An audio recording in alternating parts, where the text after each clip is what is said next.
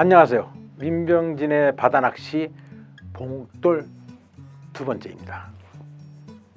1편은 좀 간단하게 좀 넘어간 것 같아요. 내가 살짝 피해서 넘어간 것 같은 기분이 드는데 이제 된통 걸렸어요. 본편에 들어가기 전에 제가 이제 우리 스승하고 오도열대에서 낚시한 얘기를 좀 해야겠습니다. 물이 이리 가요. 이런 포인트 올라갔어요. 저하고 최종찬이란 분이라고 그러고 이제 한국 사람은 두 사람에 일본 사람 한 4명이 있는데 일렬로 다 섰어요. 위에서 본 겁니다. 이 낚싯대를 이렇게 이런 식으로 해가지고 하는데 엄청나게 고기가 잘 나오는지 몰라도 여기다 톡 던져놓고 쫄쫄쫄쫄쫄쫄쫄 흘러가면 쑥 들어가면 딱 채면은 저는 감성돔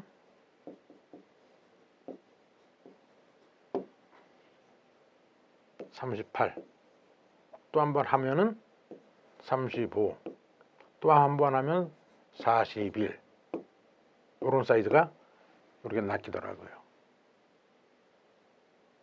그 다음에 같이 간 이 최종찬 씨랑이란 분이 있어요. 옛날에 한때 저랑 그냥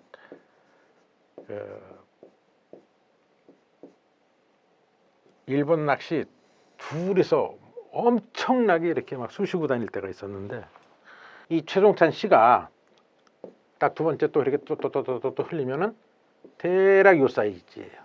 한 40 조금 넘어요. 40 커봤자 42에서 35만 낚이는 거예요. 채비는 나오고 종이 한 장 틀리기 없이 똑같습니다. 찌에서부터 모에서부터. 그런데 그때 당시 저한테 이제 제로 조법을 처음 남녀군대에서 전수해서는 미나가와 사부라는 분이, 저번에 사부라 그래도 어쩔 수가 없어요. 저보다 나이가 한 10살 정도 어린데도 깍듯이 사부님 하고 모셨는데, 이분이 딱 쫄쫄쫄쫄쫄 흘러가면은 이게 45, 43, 기분 나쁜 건 48, 요렇게 나오는 거예요. 커요. 그래서 약이 올라가지고 질문을 했죠. 아니 왜 똑같은 자리에 똑같이 이렇게 쫙 흐르는데, 그래가지고 들어가는데 왜 우리는 이 사이즈고 당신은 아니지, 사부님은 이 사이즈입니까? 하고 내가 물어봤어요. 그랬더니 탁 저한테 하는 얘기가, 최종신 씨하고, 이 사람 별명이 일본 사람들이 나가스 채라고 불렀어요. 두 사람 다 귀신같이 봤는지 뽕돌띠래요. 그래서 뽕돌을 탁탁탁 띄었습니다. 그리고 나서 따다다다닥 흘렸더니 이게 일이 넘어오더라고요. 45, 43, 45. 믿어지지가 않더라고요. 이 거짓말 같은 현상이었던 거예요. 아니 뭐 이런 게 다 있나? 이런 거. 이게 뭐야 도대체? 저희가요, 뽕돌을 어떻게 달았는지 아십니까? 최종찬 씨하고 저하고, 왜냐면 같이 갔기 때문에 소품을 같은 통에다 넣고 쓰다 보니까 똑같아요. 제로찌에다가 깊이 똑같아요. 우리 스승은 그냥 제로 채비를 했어요. 얕게요. 근데 똑같은 스승인데 우리는 여기다가 말이에요, 다단으로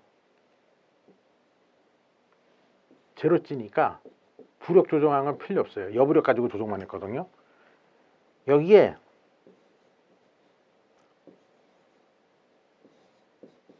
G8, 발음 잘해야겠다. G8 요거를 3분의 1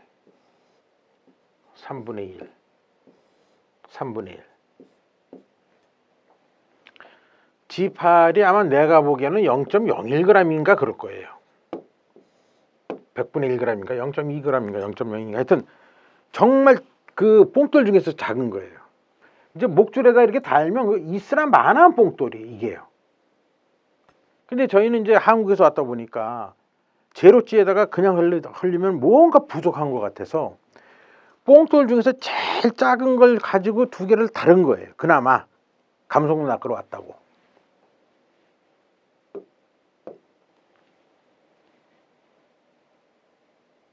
그랬더니 씨알이 작아졌어요. 떴어요. 씨알이 비슷해졌어요. 이게 나중에 이제 가고시마 이론 제가 붙인 이름인데 그걸로 인해 가지고 이게 그렇구나. 뽕돌이 저 조그만 게 붙어 있을 때는 이질감이 있어 가지고 큰 놈들보다도 조금 놈이 와서 달려드는 추측은 했지만 지금도 정확한 답변은 모르겠어요. 그래서 제가 뭐냐면 그때 이거를 갖다가 호되게 경험하는 바람에 저는 채비를 할 때 트라우마가 생겨버렸어요. 뽕돌을 달면은 씨알이 작던지 조가가 떨어진다 라는 게 제 이론입니다. 그 다음에 두 번째 에피소드 얘기를 해줄게요. 이건 뱅에돔이에요. 여러분들 천조법 만든 이케나가 유지 아시죠? 우리 프로그램에 계속 제가 설명도 많이 하고 만나서 이런저런 그분이 쓴 책이 있어요. 사무실에 두 권씩이나 있어요. 제가 똑같은 걸 사놨는데 그분이 채비가 있는데 뱅에돔을 폭조 무슨 얘기냐면 폭발적인 조과를 올렸대요. 뽕돌 하나 가지고 50cm 위에다가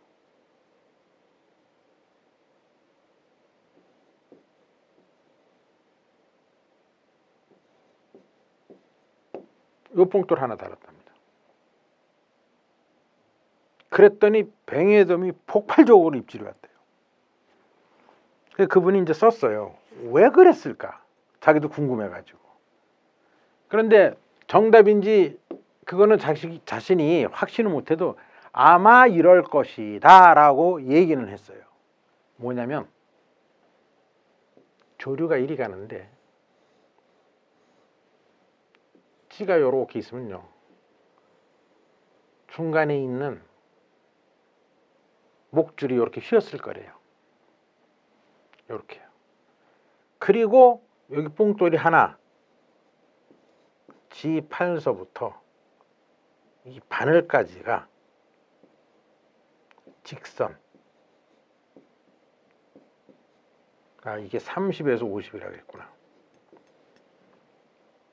여기가 직선이 됐을 때. 그러다 보니까 물고기 와서 입질을 할 때 이렇게 와가지고 이렇게 해서 바늘이 달려있던 거 하고 여기 요만큼이 직선으로 딱 떨어져 가지고 입질을 했을 때 좋아졌다고 그분은 책에다가 써놨더라고요.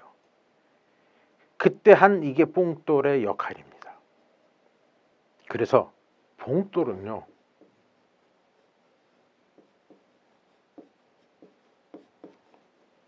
아까 제가 여러분한테 보여줬던 이 책에 나와 있는 15명의 명인들 클래스가 나는 뽕돌을 이렇게 씁니다.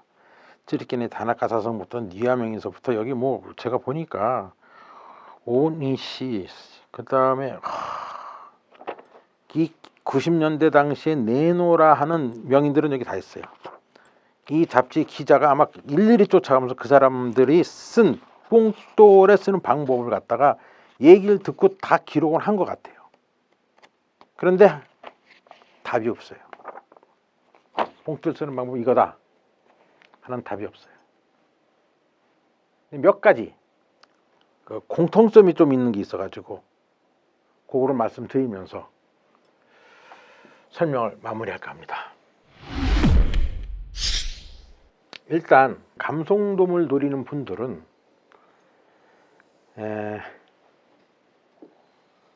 이 수면이 있으면요, 이게 이제 고부력이 되잖아요. 오비 또는 이로찌도 될 수가 있고요. 그럼 이게 찌 부력을 죽이려면은 또 감성돔 하가는 3발 이상은 해야 되거든요. 그러니까 한 발은 이렇게 툭 내려야 돼. 그러면 2로 찌면은 1호 봉돌을 달아야 돼요. 3.75g. 이거 무거운 거예요. 그리고 나서 조류가 이렇게 가. 그러면 목줄이 어떻게 가냐? 얘는 무겁기 때문에 이게 직선화가 좀 돼요. 목줄은요, 조류가 휙 가버리면요 1이 된다고요. 이건 바늘이고요. 그리고 내려올 때 툭 던졌는데 얘가 내려올 때 되면은 이 1호 봉돌이 무거우니까 이렇게 먼저 탁 내려와. 그리고 나서 목줄은 어떻게 하냐면 V자형을 확 그려버려요. 이렇게요. 그리고 나서 시간이 지나감에 따라서 얘가 이렇게 내려오는 거예요. 똘똘똘똘똘똘똘똘똘 내려와서 이렇게 잡히는 거예요. 그래서 우리가 낚시하는 사람은 뭐냐면 이 V를 만들지 말라 이거예요. 여기 이렇게 내렸을 때 이건 입질 안 해요. 항상 이렇게 돼가지고 이렇게 안정이 돼야 되는데, 여기서 이제 입질을 갖다가 제대로 받으려면은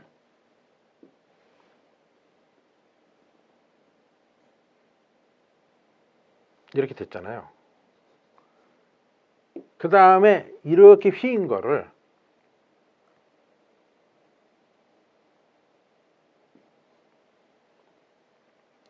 여기다 뽕돌을 갖다가 탁 넣어서 경사지게 만드는 거예요. 그래서 물고기가 탁 이렇게 봤을 때 보면은 이쪽을 딱 쳐다보면은 여기 안 보여요. 자기하고 각도가 같아. 그 다음에 여기도 와서 뭐 이건 딱 보려니까 이걸 딱 보면 어라? 이게 뭐야? 이렇게 되는 거예요. 이렇게 되면 안 보이는데 여기가 보여. 그래서 고부력지 쓸 때는 이 휘어지는 목줄에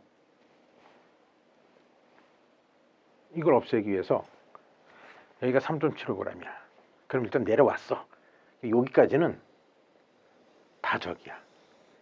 물고기하고 승부는 요 마지막 찌부력 조정용 뽕돌 그 아래 여기다가 다단으로 2개를 들어와서 이걸 직선화 시키는 거예요. 이렇게요. 되도록 하는 것이 뭐냐면 45도가 제일 좋답니다. 제가 여러분들한테 이 뽕돌 이걸 말씀드리는 건 뭐냐면 이걸 가지고 이제는 여러분들이 한번 기준을 잡으란 말씀이랍니다. 하나만 이렇게 덜컥 잡았다 또 다단으로 하는 것은 무슨 얘기냐면 요거하고 요건데 약간 잔존부력이 있으니까 G2를 가지고 2개를 했는데, 아니면은 이게 1호찌니까 여기를 갖다가 0.85 정도 뽕돌을 해가지고 나머지를 나눠가지고 이렇게 하는데 달면은 이게 어떤 현상이 모양이 생기냐면은 그냥 직선은 안 되고 약간 하나 생기고 약간 하나 생기고 해가지고 거의 직선화를 만들어라.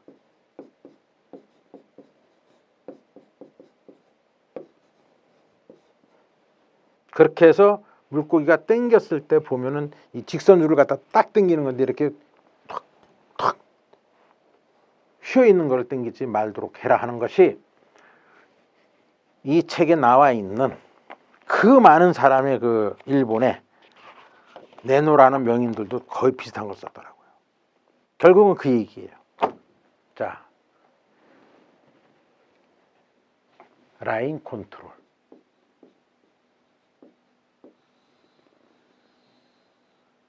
그 다음에 라인 경사각. 이 라인 경사각이 이제 이건 거예요. 됐죠? 그럼 이제 여기서 이 라인 경사각이 생기면은 그 다음에 우리가 라인 컨트롤, 견제를 한다. 아마 무진장 많이 들어봤을 거예요. 낚시하는데 견제를 한다. 요거는 이제 제가 말씀드린 건 뱅에돔하고 감성돔하고 이거는 이제 겸용인데, 뭐 감성돔 낚시에, 저 뱅에돔 낚시에 그 1호치 쓰는 건 없으니까 기본적으로 뱅에돔 낚시를 이제 먼저 말씀드릴게요. 여 넘어가지고 뱅에돔은 찌가 있고 수심을 낮게 보다 보니까 한 발반 내지 두 발이에요. 그러니까 이 휘는 각도가 별로 많지가 않아. 그리고 뽕돌이 외래 있으면 쓱 당겨보다가 이질감 때문에 손해를 보는 경우가 많아요. 그래서 뱅에돔 낚시에서는 뽕돌을 거의 안 씁니다.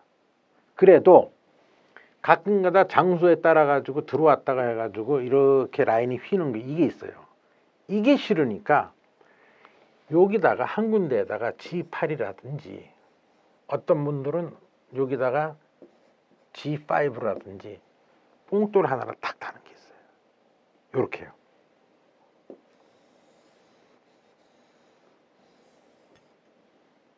뭐 제주도에 있는 분들은 그런 이해가 많이 갈 거예요. 이런 식으로.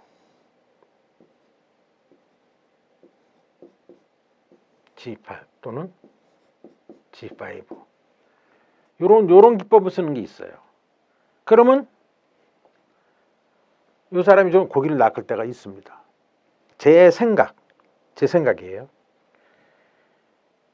여기 있음으로 해가지고 5자니 뭐 이런 걸 못 낚아요. 3자 정도는 마리수로 좀 낚을 수가 있을 거예요. 여기가 아마 이게 내가 유지가 얘기하는 요 간격이 직선화가 돼가지고 목줄이, 그러다 보니까 물고기가 여기 탁 봤을 때는 여기는 직선인 거예요. 이렇게 삥 돌아가가지고 휘 있는 게 못 보는 게 이 일본 명인들이 주로 그렇게 많이 써놨더라고요. 근데 저는 물속에 들어가질 못하기 때문에 잘 모르겠어요. 뭐가 맞는지. 근데 저는 이런 식으로 해서 조류가 이렇게 오면은 바늘을 아예 조그만 거 써가지고 그냥 채비를 전반적으로 이렇게 구부러진 거를 피는 그런 용으로 하는 게 저의 이제 그 기법인데, 이거 이렇게 나가다 보니까 다음 시간으로 이게 저기 감성돔에 한번 더 넘어가야겠는데요. 일단은 오늘은 여기까지 하겠습니다.